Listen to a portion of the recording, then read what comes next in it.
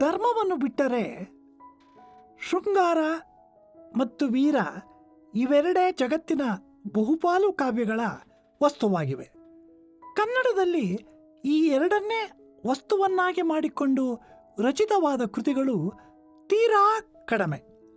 ಯುದ್ಧದ ವರ್ಣನೆ ಬಂದ ಮಾತ್ರಕ್ಕೆ ಮತ್ತು ವಿಶೇಷವಾದ ಮಾತ್ರಕ್ಕೆ ಅಂಥವನ್ನು ವೀರಕಾವ್ಯಗಳೆಂದು ಕರೆಯಲಾಗುವುದಿಲ್ಲ.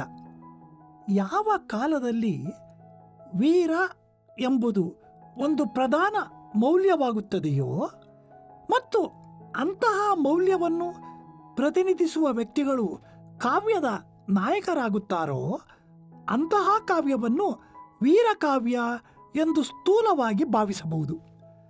ಕನ್ನಡಿಗರ ಬದುಕು ಇತಿಹಾಸದ ಉದ್ದಕ್ಕೂ ಅನ್ಯಾಕ್ರಮಣಗಳಿಂದ ಕಲಕುತ್ತಾ ಬಂದು ಎಲ್ಲ ಕಾಲಗಳಲ್ಲೂ ತಕ್ಕ ಮಟ್ಟಿಗೆ ಜನರು ಸ್ವ ಸಂರಕ್ಷಣೆಯ ಯುದ್ಧೋದ್ಯಮದಲ್ಲಿ ತೊಡಗಬೇಕಾದಂತಹ ಪರಿಸ್ಥಿತಿ ಇದ್ದರೂ ನಿಜವಾದ ಅರ್ಥದಲ್ಲಿ ವೀರಯುಗ ಎಂದು ಗುರುತಿಸಬಹುದಾದ ಕಾಲಗಳೆಂದರೆ 10ನೇ ಶತಮಾನ ಮತ್ತು 16ನೇ ಶತಮಾನಗಳೇ. ಈ ದೃಷ್ಟಿಯಿಂದ 10ನೇ ಶತಮಾನದ ಪಂಪನ ವಿಕ್ರಮಾರ್ಜುನ ವಿಜಯ, ರನ್ನನ ಗದಾಯುದ್ಧ, 16ನೇ ಶತಮಾನದ ಕುಮಾರರಾಮನ ಸಾಂಗತ್ಯ ಇವುಗಳನ್ನು ವೀರಕಾವ್ಯಗಳೆಂದು ಕರೆಯಬಹುದು.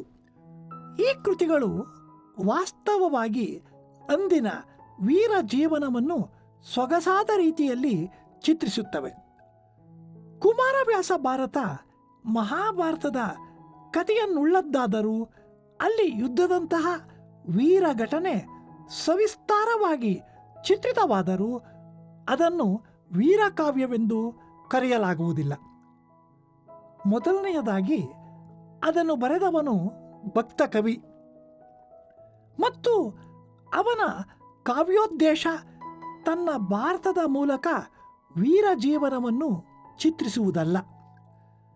ಲಕ್ಷ್ಮೀಶನ ಜೈಮಿನಿ ಭಾರತದ ತುಂಬ ಯುದ್ಧಗಳ ವರ್ಣನೆ ರಮ್ಯವಾಗಿ ಚಿತ್ರಿತವಾದರೂ ಅದನ್ನು ಕುಮಾರವ್ಯಾಸನ ಕಾವ್ಯದಂತೆ ಭಕ್ತಿ ಕಾವ್ಯವೆಂದೇ ಎಣಿಸಬೇಕಾಗಿದೆ.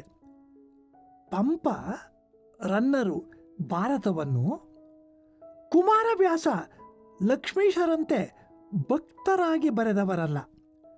ತಮ್ಮ ಬದುಕನ್ನು ಒಂದಿನ ವೀರ ಜೀವನದೊಂದಿಗೆ ತೀವ್ರವಾಗಿ ತೊಡಗಿಸಿಕೊಂಡು ಮಹಾಭಾರತದ ಕಥೆಗಳನ್ನು ಲೌಕಿಕ ಕಾವ್ಯಗಳನ್ನಾಗಿ ಮಾಡಿದವರು.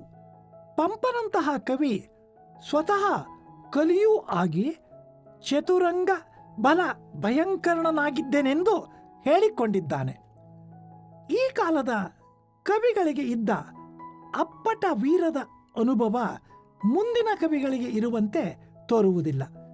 ಸಾಮಾನ್ಯವಾಗಿ ಯಾವುದೇ ವಸ್ತುವನ್ನು ತೆಗೆದುಕೊಂಡು ಮಹಾಕಾವ್ಯವನ್ನು ಬರೆದ ಕವಿಗಳು ಅಷ್ಟಾದಶ ವರ್ಣನೆಗಳಲ್ಲಿ ಒಂದಾದ ವಿಜಯೋದ್ಯೋಗ ವರ್ಣನಂ ಎಂಬ ಅಧ್ಯಾಯದಲ್ಲಿ ಯುದ್ಧದ ವರ್ಣನೆಗಳನ್ನು ಮಾಡಲೇಬೇಕಾಗಿತ್ತು. ಆದರೆ ಶಾಸ್ತ್ರ ಪರಿಪಾಲನಾರ್ಥವಾದ ಈ ಯುದ್ಧ ವರ್ಣನೆಗಳಲ್ಲಿ ಆಯಾ ಕವಿಗಳಿಗೆ ಇದ್ದಿರಬಹುದಾದ ವೀರ ಜೀವನದ ಅರಿವಾಗಲಿ ಅಂದಿನ ವೀರ ಜೀವನದ ಛಾಯೆಯಾಗಲಿ ಕಾಣುವುದಿಲ್ಲ. ಕುಮಾರರಾಮನ ಸಾಂಗತ್ಯ ತನ್ನ ಸುಕುಮಾರವಾದ ರೀತಿಯಿಂದ ವೀರದಂತಹ ಭಾವವನ್ನು ಪ್ರಕಟಿಸುವುದು ಇಂತಹ ಛಂದಸ್ಸಿನಲ್ಲಿ ಸಾಧ್ಯವೇ ಎಂಬ ಅನುಮಾನವನ್ನು ಹುಟ್ಟಿಸಿದರೂ ಅಂದಿನ ವೀರ ಜೀವನವನ್ನು ಅತ್ಯಂತ ಪ್ರಾಮಾಣಿಕವಾಗಿ ಸಚಿತ್ರವಾಗಿ ಕಟ್ಟಿ ನಿಲ್ಲಿಸುತ್ತದೆ. ಇಂತಹ ಕಾವ್ಯಗಳನ್ನು ಬಿಟ್ಟರೆ ವೀರ ಜೀವನದ ತಕ್ಕ ಮಟ್ಟಿನ ಚಿತ್ರ ಒಡೆಯರ ಕಾಲದಲ್ಲಿ ರಚಿತವಾದ ಕಂಠೀರವ ನರಸರಾಜ ವಿಜಯ, ಚಿಕ್ಕದೇವರಾಜ ವಿಜಯದಂತಹ ಚಾರಿತ್ರಿಕ ಕಾವ್ಯಗಳಲ್ಲಿ ಕಾಣಿಸಿಕೊಂಡಿದೆ.